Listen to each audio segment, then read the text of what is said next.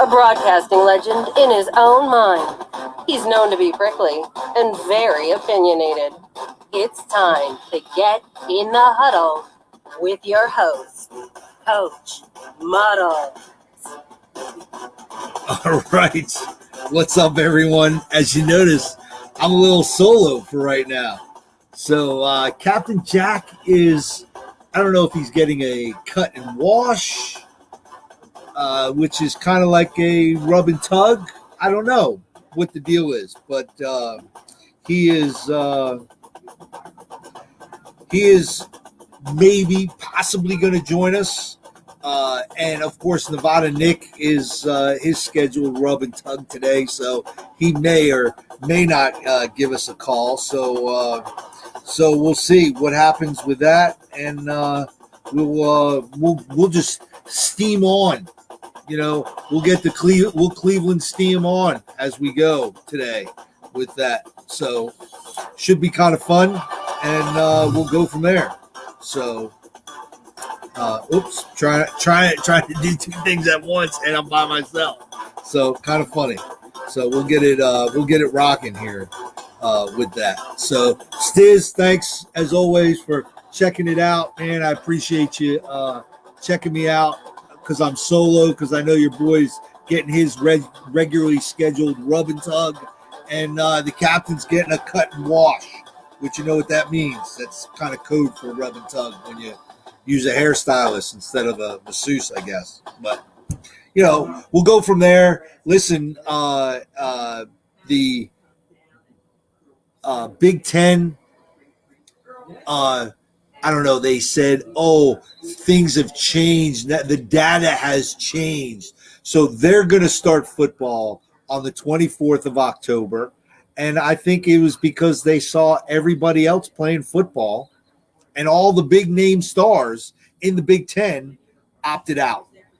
Well, we're not playing. We're going to go to the NFL, plain and simple. So they had no other choice. And I really think this really looks bad for the Big Ten, because I'm going to use it as a recruiting tool. Really, you're going to let your son go to a conference that may shut down? Doesn't really, when it comes to that, it's really, really going to be a big deal. I think it hurts recruiting for the Big Ten. This really is going to hurt the recruiting process with the Big Ten, because I'm not sending my kid to the Big Ten who doesn't put football first. If my kid is, you know, a 4 or 5 star recruit, I just don't see how you do that.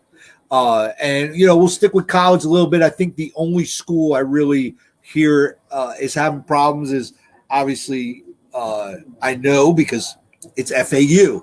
They didn't have practice yesterday because they had about 6 or 7 kids test positive for COVID.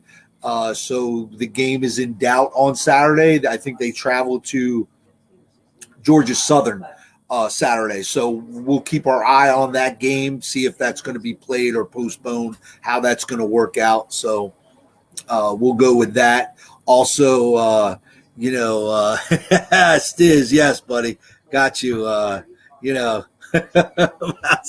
have a good look on the screen. Exactly. Finally, you have to have a good-looking guy to kind of track some more. We're trying to get some more of the female viewers in, Stiz. So that's why I'm on.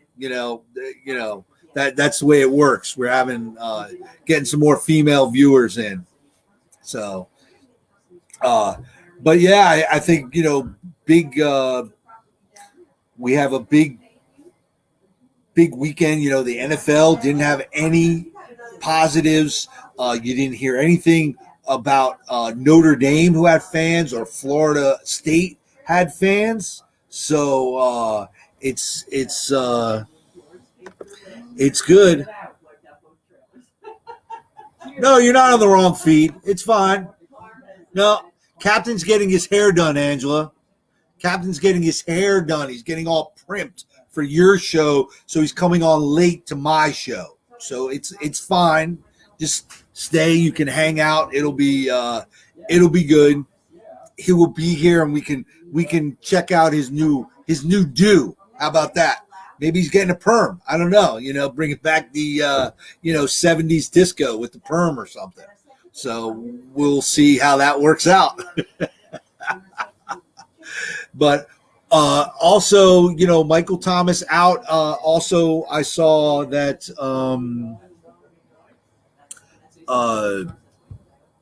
Michael Thomas is out, and the big perm. All right, so let me see. Can I get on this here? Here we go. Boom. Call from Nevada Nick. To accept, press 1. Nevada Nick, how you doing, buddy? I'm doing well. If they asked my name, I was going to say Captain Jack Stylist. Well, I was just wondering what is your appointment? They running late at the Rub and Tug or what? Is that why you're getting to give us a call? You talk about that? At least that's Captain Stylist. Yeah, Captain's got to wait. Okay, I'm gonna bring up the text from Captain. Hold on. Still waiting on my stylist to show up. Maybe late into the show or early out. Don't know which. That was the text from him. And then I said, "Let me know if I'm starting without you." And I got, "Does my hair awesome?" That's Captain with the stylist is like me being a dietitian. So it's going. We're gonna find out. And even Stiz, and I'm gonna put this up here. I'm gonna put this up there because I said he's getting the big perm, bringing back the '70s disco. So we'll see. Now, Coach, I do have two things I'd like to get into, obviously. First, the Clippers. Really disappointed. That was my team to win it all. Early on I had the Lakers. After Kobe had passed, I thought they'd rally around that. COVID happened. Avery Bradley opted out. Rondo got hurt. And, Clippers were really starting, I thought, gain some steam. Being, I think it was like 11-1 when Kawhi, Paul George, and there was one other player, it might have been Beverly or Lou Williams, were all playing. They were like 11-1. So I was feeling good about the Clippers. But, man, they brought the wrong attitude to the bubble. I don't think they wanted to be there in the first place.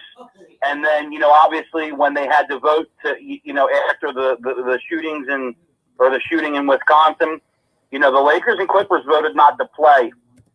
And I just think the Clippers, as you know, Coach, if you don't have the right attitude, you're not going to win. And I don't think they had the right attitude. Kawhi was terrible in the second half in the series. So he shot 56% in the first half, Coach, 31% in the second half. He had 10 free throws in the fourth quarter in 7 games.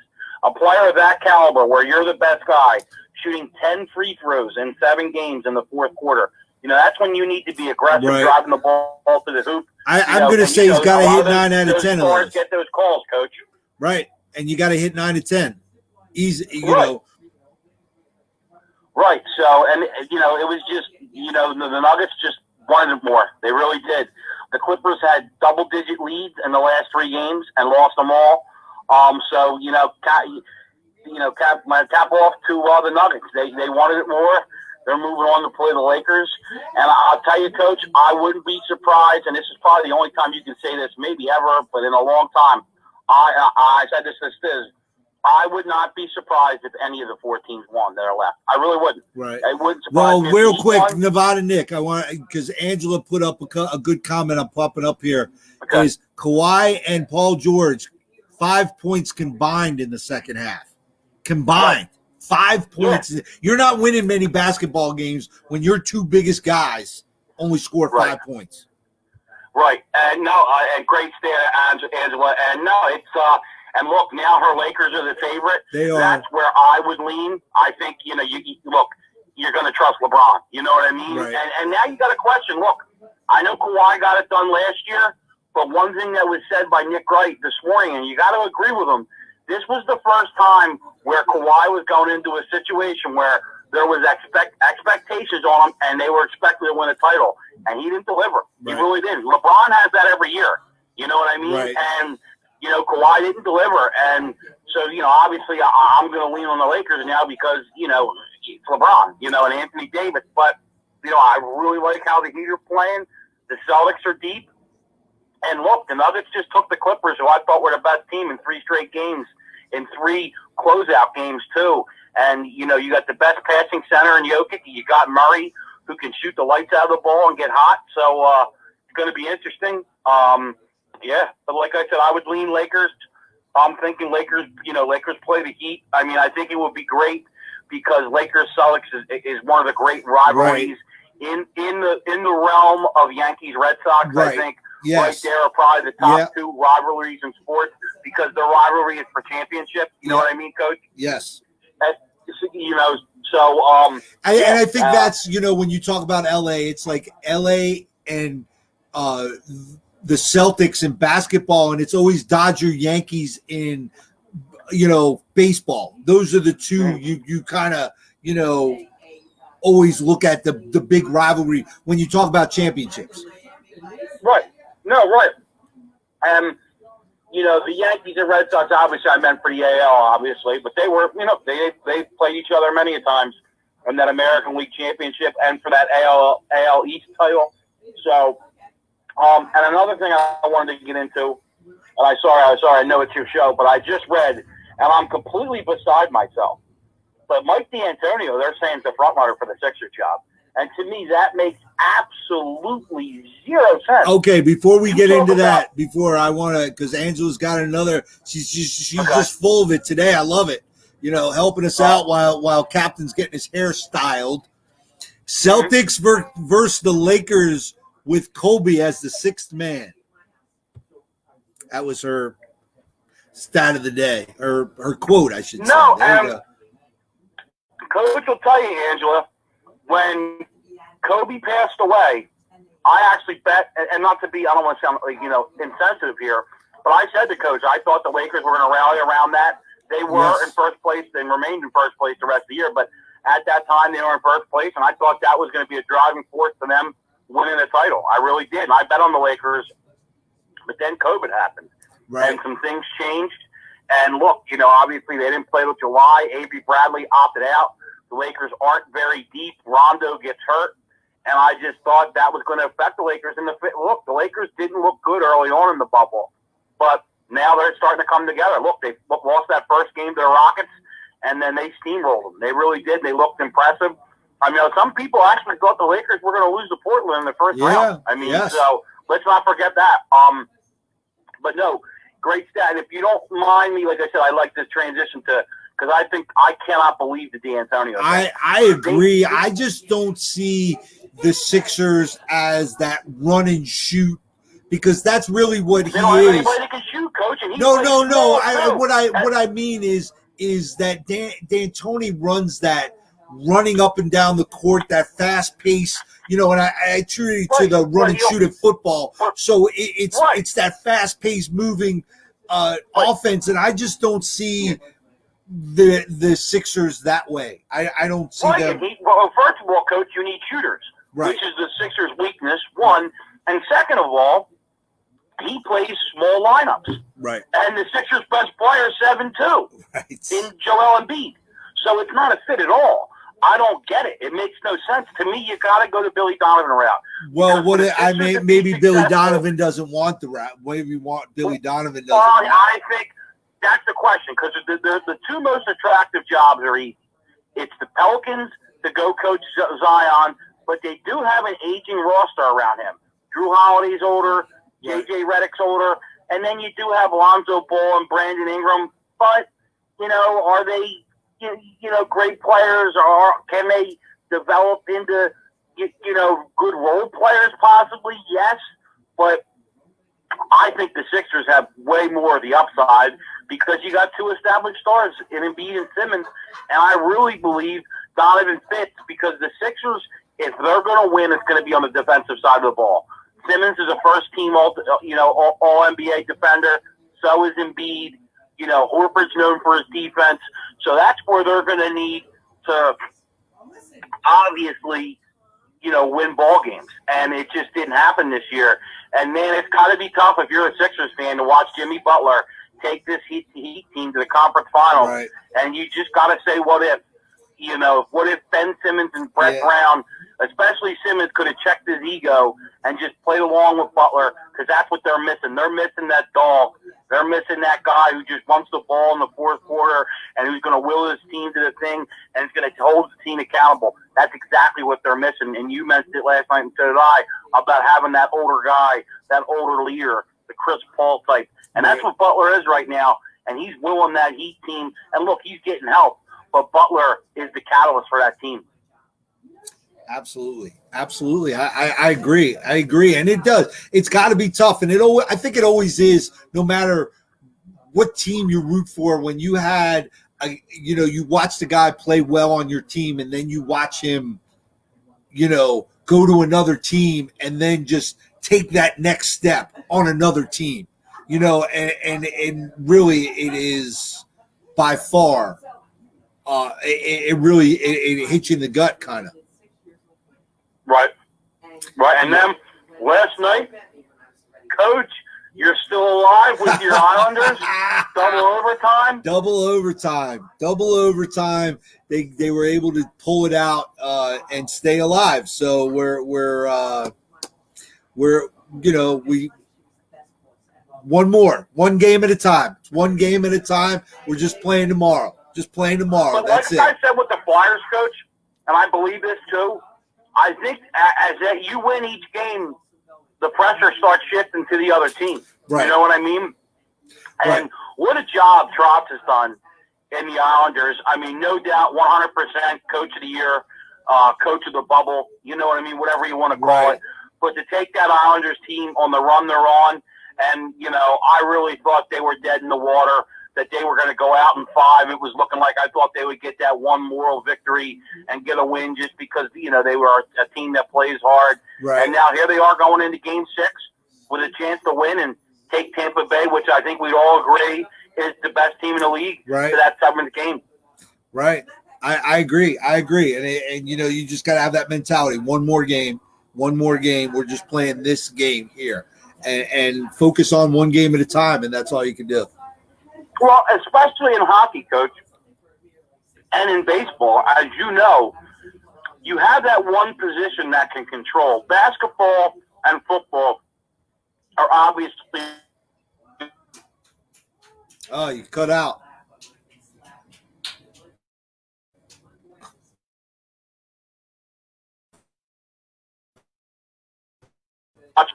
Right. They can take over a game. Absolutely. So you can take that. So, let's see. I mean, I'm going to be honest with you. I think Tampa Bay comes out in Game 6 and wins. Just that's my opinion. But I'll tell you this: if I'm them, I don't want to lose Game 6, and all that momentum's on New York side. Right.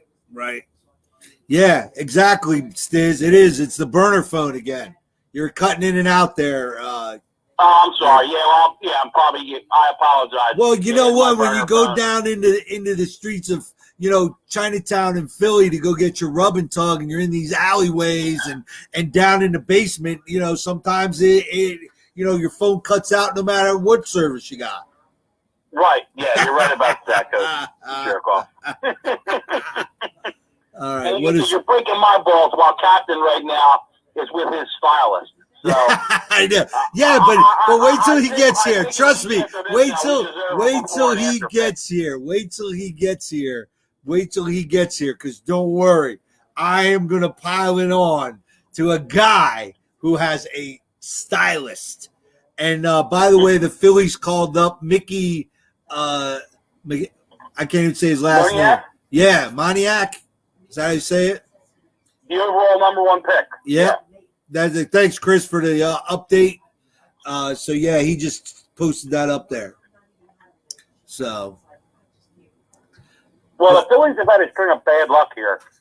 Supposedly, Wheeler, who was actually luckily pitching today, he hurt himself zipping his pants up. I don't know if you heard about that. What? But, yes, Wheeler supposedly hurt himself zipping his pants up. I don't know if he cut his. What did he finger or do? something. Did he get his junk caught in the zipper? He should have had underwear on. That's what the jock strap's for. Zipping it back up and got it caught on his finger or something. But Arietta went out with an injury yesterday. Hoskins is on the DL. So Phillies with a lot of injuries right now. Obviously, and it's not the great timing because we're in that stretch run. I mean, it's crazy. Right. But, Coach, we're down to less than 2 weeks of baseball left. I don't know if you know that. And also, by the way, Judge is in the lineup tonight. Aaron Judge in the lineup for the Yankees. They're turning around, too. They've been playing better. Let me tell you, because I wanted to get to that. They scored 20 runs yesterday. They came and last I checked, and when the Yankees, they were up like 12-2, and Giancarlo Stanton was 0 for 3 at that time. 0 for 3. But still, Coach, when they have LeMahieu, Stanton, and Judge, they're a different team, Coach. You're absolutely right. Absolutely right, because let me tell you, LeMahieu benefits from having those sluggers because he's getting pitched to different. You have to pitch to LeMahieu. When LeMahieu's by himself, you can pitch around a guy. You can't pitch around those guys, even though, they're bad right now. One swing of the bat, and they change a baseball game. And that's the right. Even with Sanchez, as much as I think Sanchez is not the guy for the Yankees, and I don't know that the Yankees will get into the Realmuto sweepstakes because the more I hear is that the Mets are going to spend some money, and that's their number one target. Did you see the article I sent you, Coach? What? Did you see the article I sent you? I sent you that article. And that was the big thing, that the Mets are going all in for Realmuto. Right, and that's what it is. I've been saying that for a long time. So now you got the richest owner in sports. He is the richest guy of any major sport owner. He is the richest guy. So And Coach, think about that. So you trade a guy like Sixto Sanchez, who looks great with the Marlins now. But that's within your division to get Realmuto, who now may leave and go to another team in your division, the Mets. And the Phillies are left with who got. Right. That is not a good thing for the Phillies. And I'm telling you, they need Realmuto. He's Carlos Ruiz to them, but even better. Carlos Ruiz was huge to the Phillies, just with how he handled the pitchers. Right. Helping the bat, too, a little bit. But Realmuto's Carlos Ruiz with a bat, and a dangerous bat. You know what I mean? So, you're talking about a Gold Glove catcher who can also hit 300, get you 30 home runs and 100 RBIs. There are not many of those around. And in my opinion, he's the best catcher in baseball.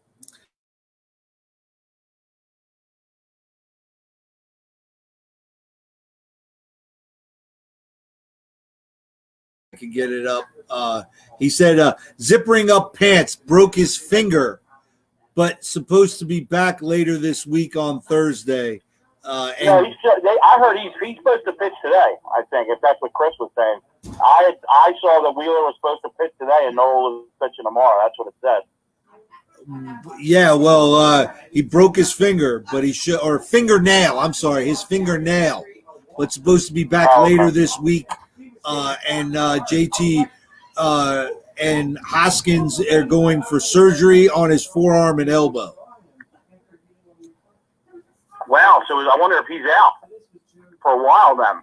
Yeah, that doesn't sound good. Yeah, you have surgery on anything, that's more than a 2-week injury, you would think. And then, so you're talking about end of the playoffs. And let me tell you this, the Phillies, who had won 9 of 10 and were really starting to play better, one of the biggest reasons was because Hoskins started playing better. Right. That's huge because, there's so much, early on there was so much pressure on JT and Bryce Harper to get it done because McCutchen was struggling and Hoskins was struggling. Harper actually was in a little slump himself, but Hoskins was picking him up and Kutch was playing really well too. So, damn, that's not good. We'll have to see what happens. But I still think the Phillies will make it. Just because, obviously there's 8 teams that are going to be in the playoffs. Right. And it's gonna be interesting, man.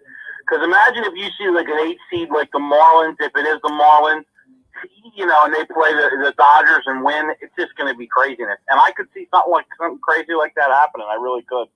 Absolutely, I think we're going to see that. I think somewhere in that, in the first round, there's going to be an upset, and we're going to all be stunned and go, "See, we told you," but we're still going to be stunned about it. And Coach, don't be surprised if it's Tampa Bay. Because right now, I think they're the 1 seed. I would not be surprised if they went out in the first round. Right. I really wouldn't be. Not that I don't think they're a bad team. It's just the AL is very deep, Coach. It is, and that's why I was so happy. In the Central of the White Sox, the Twins, and the Indians are good. You got in the East, you got the obviously the Rays, the Yankees, and the Blue Jays. Right, but I think the A's are the Oakland 1 seed. I think the Tampa Bay's the 2 seed right now. Okay. Yeah, but still, I wouldn't be surprised because a lot of good talent. And then don't forget about Houston. Right. If they get Verlander back and you can throw Greinke, Verlander in the first 2 games, that's not going to be easy to go against. But that's the other thing, Coach, that's going to set up weird. So you're in a 3-game series. So think of it like this. Let's say you put out your the Yankees throw Cole and Tanaka. You win games 1 and 2. You move on. But then it fucks up your rotation for the next round. Right. You know what I'm saying? It doesn't make any sense to me. Right. Because then what if you skip Cole to pitch game 3 if you need to? Then it still screws you up. You're screwed either way. Right. Because you're not going to get Cole back until game 3 of the next series. Right. I mean, it's very, very strange. I don't understand why they did it, especially right now. I know they're looking at it as like, oh, well, it's extra, but wild postseason, and I'm really curious. I mean, like I said, I think the best team by far is the Dodgers, but I mean, hell, who knows? And look, the White Sox are playing great baseball right now. And that was mine and yours sleeper team this year, so we're both looking good. We both said I didn't have them win the division. You did. I had the Twins winning the division, but man, the White Sox look great. Right. They're coming along, So we'll see. Now I want to get back to what we like to talk about, football, and as Stiz said, Le'Veon Bell and Richard Sherman both hit the IR today, officially. Right. So IR for Sherman's going to be a short one. And that's okay. Yeah, now, these are the things, Coach, that happens to you the year after you make a Super Bowl run a lot of times. You don't have the luck that you had with injuries. Now you have Sherman going out early. And look, they're in a big game this week against the Jets. I mean, you don't want to start 0-2, especially in the division they are, where Arizona's jumped out to a win and beat the Niners. You got the Seahawks are 1-0 and the Rams are 1-0. Right. Hey, by the way, is Chris Lentz said the best player on the Phillies right now is Alex Bolam and is it McCutcheon, I think, or no, Hazley. I would say Hazley's been playing great. Adam Hazley. And with that, but Bohm has been great, Coach. The young third baseman, like 320, 330, hitting great runners in scoring position, and he's just a great natural hitter. He knows the strike zone. He reminds me, and this is exactly what Bryce Harper said too.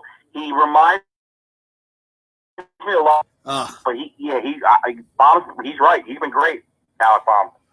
Well, also now so now look, Chris Lentz, we're back on football, so we're sticking to that. I'm not even jumping back to any more of your baseball tweets, I guess, or whatever. I appreciate it, Chris, but yeah, we're moving on. We do. Football. We appreciate it, but we like football. So big games in the NFC least, as the hairstylist likes to call it. Because man, the Eagles can't afford to go 0-2. So they've got a pretty big game coming up on Sunday. You know, Captain can call it the NFC East, and I understand the last couple of years it hasn't been good, but at least the Eagles can win the division. You know, the Raiders have what? Right. How many division titles in the last 18 years? Right. How many? 1, 2? Right. And not to be, it's just the truth. Right. I mean, the Eagles, we can show you a lot of division championships. We can show you a Lombardi trophy. We can show you 2 Super Bowl appearances. So I think the Eagles have had a nice stretch. And look, the last 2 years, we didn't start good either year, and that's one of my problems with Doug right now too. The last 2 years since we won that Super Bowl, Coach, and you know, the Eagles have gotten off the bad starts in both years and had to really come behind the playoffs late in the season. And I just don't understand it. I think early on, and I know injuries have been a part of it, no doubt, but every team deals with injuries. You know, every team deals with injuries. He just seems to think like Carson Wentz is Superman and have him throw the ball all over the place. And listen, I know. Look, but over to agree with this. He has Andy Reid disease. He has Andy.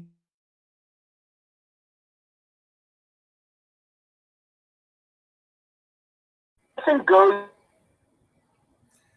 I don't know. We're having some tech.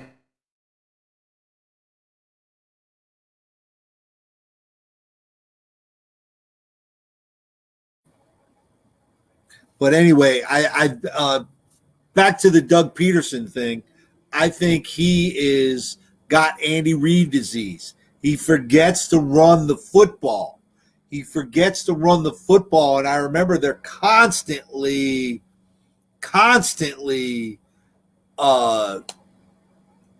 talking about, drafting these road graders for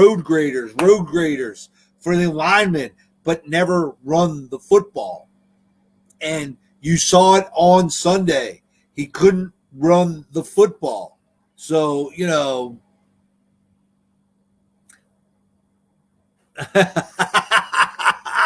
I'm putting that up, Angela. Yeah, that's what happens when you badmouth the Raiders. I love it. There you go. Yeah, Stiz, you might have to get him a cricket subscription or something. We need to upgrade the burner phone from Nevada Nick. I don't know what the deal is, but we'll see if he tries to get back in on the line or what. So we'll see. But anyway, getting back to that, Doug Peterson he has that Andy Reid disease and forgets you had some capable backs, and I understand Miles Sanders was injured, but you had a couple other guys that it's easiest when your offensive line is bad, except the Giants for some reason couldn't put that together. They couldn't, and again, the Steelers do have a great front seven. I'm not going to deny that. So they couldn't run the football like they wanted to. So we'll see that a little bit differently tomorrow or this week with the Bears and go. Here's Nick trying to call us back. And no? Oh, all right. No. I don't know what happened there. But anyway, so I don't know that he wants out, Chris. I don't know that Zach Ertz wants out. And I don't think he's frustrated. First of all, you got to make some catches, okay? They throw you the football, catch the football. You want to pay the big money, you got to catch the football, okay? End of story. I understand that there's tight ends getting paid all of a sudden. So, yeah, I don't know why it keeps not let me try and call him back. How's that? Oh, I see what's going on. I never hung up on him. So let me call him back. How's that? We're going to call Nevada Nick and see if he answers.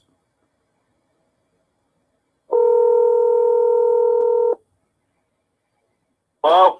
Nevada Nick. Hello? Nevada Nick. Hello? Hello? Oh, hello? Hello? Nevada Nick. Yo, Coach. How you doing, buddy? I don't know what happened. Well, look, you know what happened? Angela said that's what happens when you badmouth the Raiders. You get cut off. Well, hey, Captain calls it the NFC least. You know, hey, you want to shoot, fire shots my way, you got to take them your way too, man. There you go. I agree. That's right. You do. But I thought that was perfect timing by Angela. I just thought, Stiz wants to know, can you hear me now? Can you hear me now? But, Coach, don't you agree with Carson Wentz, though? He goes for the long ball too much, and sometimes you just take what the defense just give him? Yes, I agree. I agree with that. But I was talking about earlier when we got cut off is, Doug Peterson has that Andy Reid disease, about forgetting to run the football. Yep. And you had those capable backs to do that. And that offensive line, it's easier to run block than it is to pass block sometimes. And I know that wasn't the case with the Giants because, Pittsburgh, let's face it, they have a great front seven. I mean, that was a tough front seven for the Giants. But and I think they turn it around against the Bears. I think you'll have a better rushing stats with the Giants on Sunday. But now, Coach, one thing about the Giants line, though, too, from what I'm hearing, Andrew Thomas was getting some good grades, though. I know the rest of the line wasn't great, but supposedly Andrew Thomas played pretty well. I thought he played pretty well for his first NFL game. I thought he did well, and also Nick Gates is a guard, and they played him at center.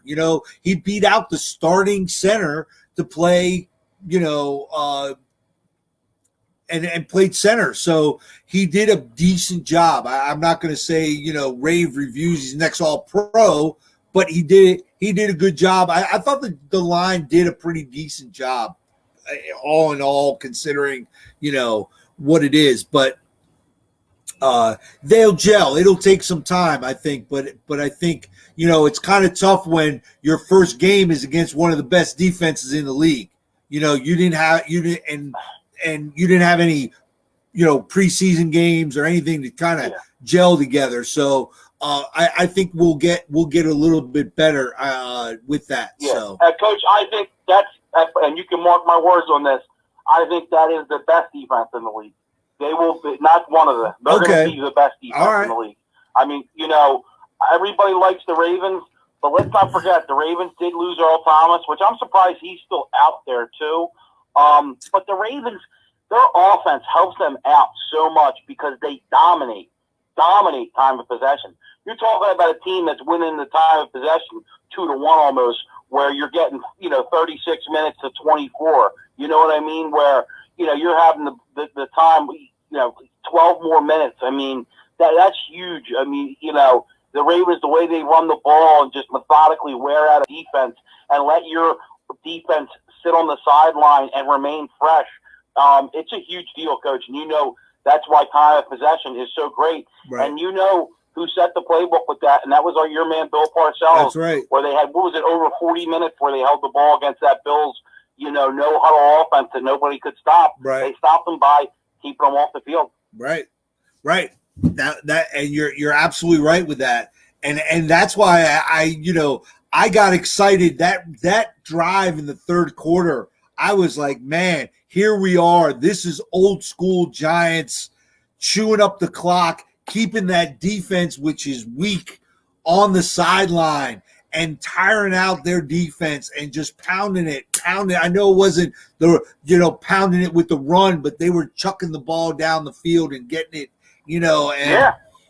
obviously you didn't come up with any points. That was a big disappointment. But, if we could start putting some drives like that together where, you got the ball 6, 7, 8 minutes a drive, then, you really help out a bad defense like the Giants have.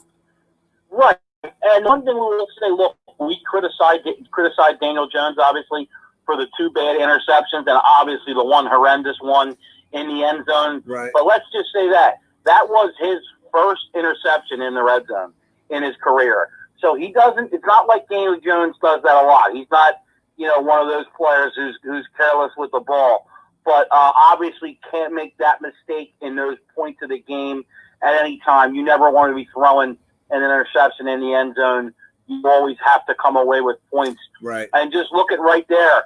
Right there is 3 to 7 points. And then obviously, as we talked about when you get a blocked punt on the 2 or 3 yard line, you need to get 7. So right there's 4 points. So if you put the 4 and the 3 together, it's 7 points, and that 9 points is now 2 points. You know what I mean? Right. So I know we're saying if, but you know, a lot of people look at that Steelers game like it was a blowout. There's a player here or there. You're absolutely right.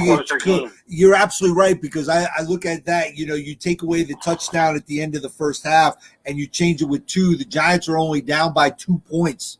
It's 12-10 at that point. You go on that drive and you come away with at least a field goal. You're up by 1, right? At the minimum. That's a totally different ball game than being down 16-10, getting that interception, and then marching down the field, and the next thing you know, you're down. They kind of take it from there. He's trying to do the math in his head, and he can't do it. But right, and a lot of people criticize Judge because in that first half play, he should have just had the corners hold. You know what I mean? And let the holding play and then leave it up for the coordinators to have to go for it or kick the field goal. They should have just tackled the receivers. And that's one of the loopholes that is, the NFL has right now that you can do. And look, he's a Bill Belichick guy, so he should know those loopholes because Belichick has always been known to use the loopholes to his advantage. You're right, absolutely. But, and you go back, that guy should have just tackled him. No need to go for the strip there. Just tackle them because they got to call their timeout or the clock runs out because there's only 6 seconds left in the half. And they got to kick a field goal, So. And look, a rookie, but you got to remember that's Joe Judge's first game. He had no preseason to get in there, and he'll get in. And I honestly, this year, with the whole stupid COVID thing and everything, I really think that, I'm not really judging Judge on things, he didn't get to do, so we'll see. But I think the Giants look good and there's a lot of potential there, and Lorenzo Carter. And here's another thing,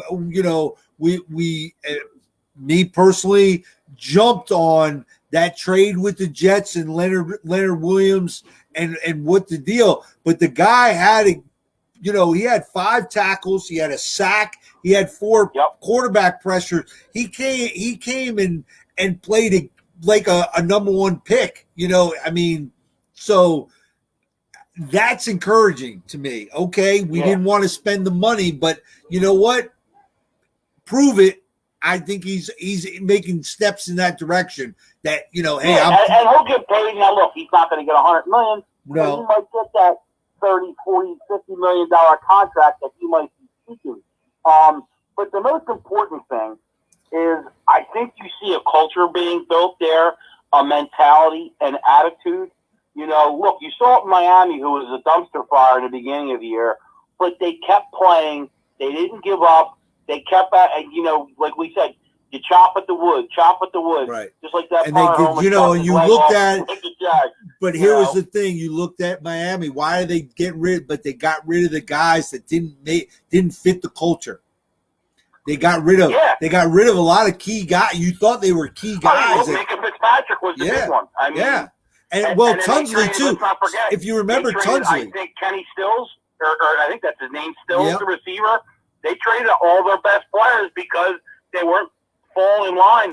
But credit to him, right? Because it worked, and I think Joe Judge will follow the same suit.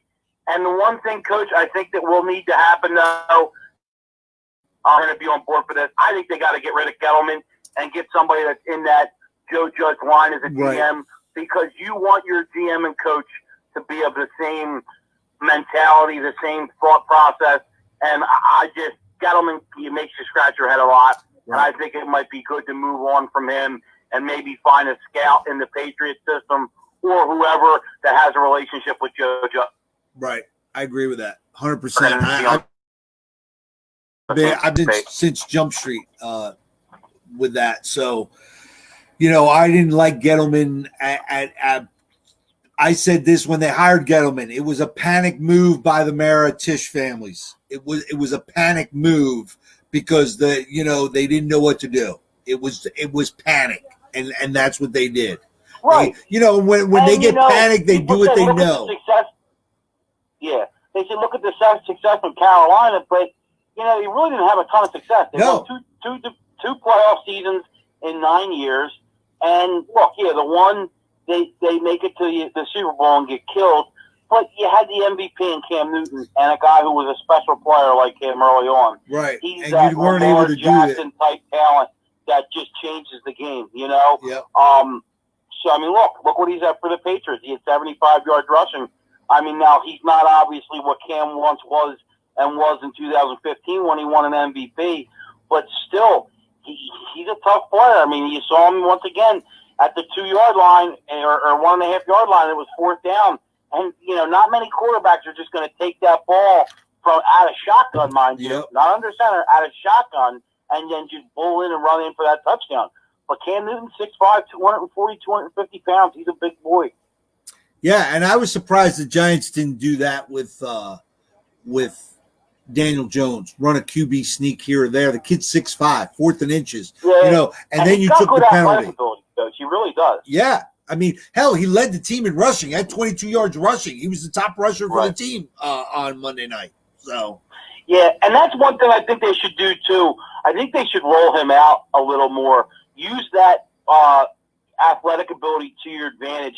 You see how much Tannehill does it, and with his athleticism, because too, if they don't keep contained and you get outside, you can drop it. And man, as a defense coach, you know it. When a quarterback tucks it and runs for 12 yards, that's a demoralizing first down. Yep. And then it makes you start thinking, oh, now we got to worry about the quarterback. Right. And him getting out of the it pocket. opens things up because you start talking a spy, and now you're taking a player on the defense away just to watch your QB. Absolutely. And then, you got guys, have to make a decision now. That guy in coverage, do I have to come up and make that play? Or do I keep guarding my guy? And you put guys in bad situations, and that's what you want to do. I always felt, starting on the defensive side of the ball and then going to the offensive side of the ball, I learned, you want to put guys in bad situations. You want to make them constantly thinking, second guessing themselves before the snap,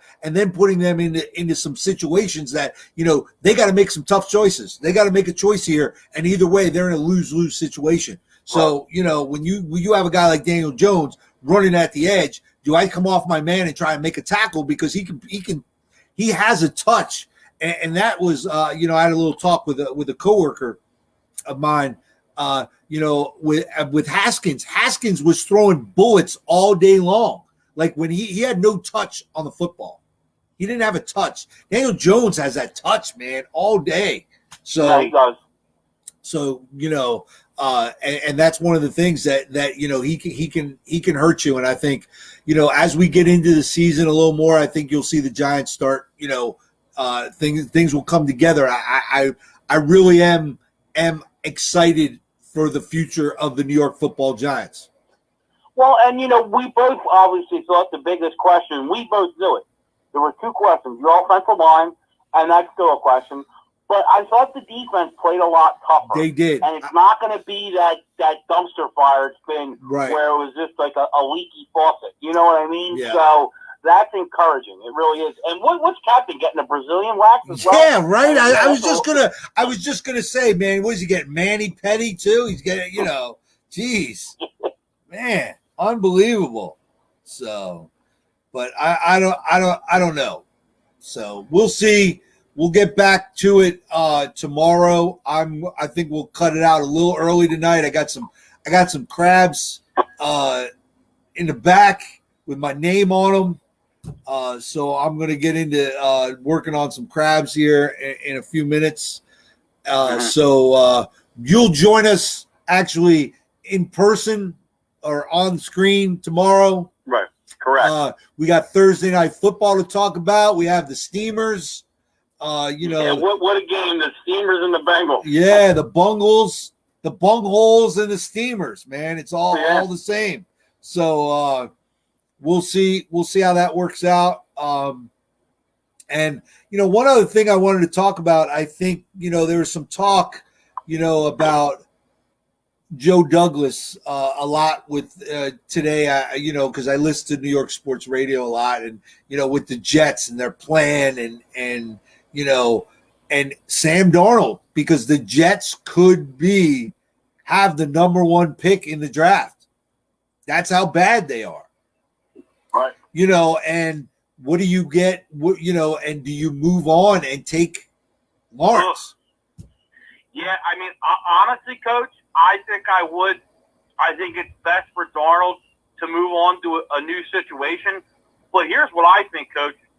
So I think their bye is week 10.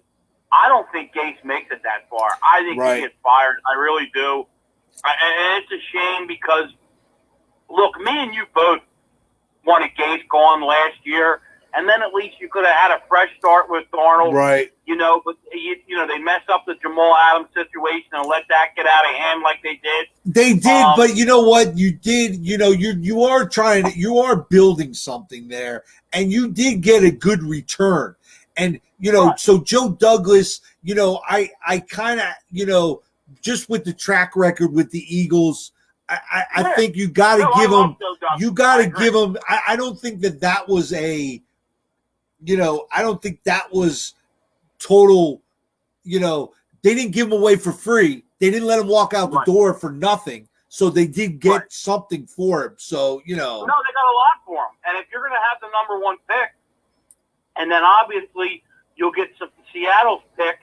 Right. I would probably move on and go with Trevor Lawrence and try to see if you can get a second or third for Darnold and just kind of start afresh and bring in Trevor Lawrence, hire your, and I would go the route of, a young offensive coordinator with that good veteran defensive coordinator in the, Spagnuolo, that type of guy. Look, Greg Williams, I think, is a great offensive coordinator. I really do like him a lot. And I think I like Greg Williams too. I think the Browns made a mistake not keeping him. Right. I think he was the catalyst for when they played well down the stretch. But regardless, I mean, you know who I would go for, Coach? I draft Trevor Lawrence. And look, Joe Douglas knows Andy Reid, Eric Bieniemy. I mean, why not go for him and hire him? And, because Gase is just, Mike Greenberg, well-known Jets man, said he wouldn't feel comfortable with Gase being the head coach of his fifth-grade son's football team, let alone the Jets. And it's the truth. It is the God's honest truth, but at the same time, I applaud the guy because, you tacked on to the coattails of Peyton Manning and you were able to get a couple of head coaching jobs because of Peyton Manning. Yeah. Basically. Peyton Manning called the Jets and said, hire him. That was it. Come on. After having pretty much no success in Miami. Right. You know what? He had wait a second. He was 4-1 against the Patriots though. 4-2, something like that. I think he had a winning record against the Patriots. Yeah. Well, the rest of his record sucks. I know. So it never made sense. Right. And I could see that, I could see Joe Douglas now, really, because really they hired Joe Douglas because he was Gase's friend. And they wanted somebody who was because Gase really ran McCagnon out the door. Right. Well, bitching about Bell and this one and that one. So, you know what? Now I think it's time for him to hit the door. You hit the reset. You got a nice young tackle there. And I think Mims, he got hurt, but I think he was a projected number one or a first-round pick at receiver. But because it was so heavy with receiver, I think the Jets got a good one there if he could get healthy and get on the field. That's the issue. And I think, the rest is history. Right. Yeah, like I said, we'll see what happens. But yeah, Gase it never made sense. It's not hard coaching Peyton Manning. And then I think he did get a little, when he was the OC for the Bears under Cutler. I think Cutler had a pretty good year. Right. So that's what it was all about. But, yeah, I mean, he had no success, and they were going off a couple of wins late last year. And me and you were calling for his head in December, though. Yeah, and the part of that, too, was you got to look at it as you look at Ryan Tannehill. He took a team to the AFC Championship after he got get rid of Gase, after he left. And you got to be scratching your head. I mean, you know. Yeah, definitely. It makes you wonder. I mean, I know Tannehill was hurt for one of the years. Obviously, I think he tore his ACL in the preseason. But still, Yates dude, it was all wrong from the freaking press conference when he was making all those goofy faces. Yep. I don't know if you remember that. Yes, I remember. His eyes were bugging out of his head, man. Yeah. I mean, it looked like one of those guys who did the smelling salts or something, before the game Right. or whatever to get. He looked out of his mind, and it's never worked. And I think obviously, they know now, even only one game into the season, that they're going to end up letting him go a year late. But I think also they had a young quarterback in Darnold, and you look at Cleveland with Mayfield, who's had 3 different offensive coordinators in all 3 of his years. And, maybe they wanted to keep the continuity, but, it's just, it's not going to matter because he's going to be gone. I think we all know that. Right. I get you want to keep the continuity, but, I mean, look, if you got a bad coach, that's the one thing it's really hard to overcome bad coaching unless you're the 96 Cowboys with Barry Switzer, Right. who had so much talent it wasn't funny. Right. Absolutely. All right, we're up against it. Nevada Nick, I appreciate you calling in and helping me out in the show tonight. Can't wait for tomorrow, Football Thursday. We got an action-packed show for you on Thursday night. And hopefully Captain will be done with his Brazilian wax and mani-pedi and his stylist is done with him. So hopefully he'll be joining us as well tomorrow. So we'll see about that. But everybody take care. We appreciate you checking in. Make sure you check out the podcast, Google, Spotify, Apple, wherever you listen to podcasts. Just type in Coach Muddle. I pop up. Go over to YouTube, like the page.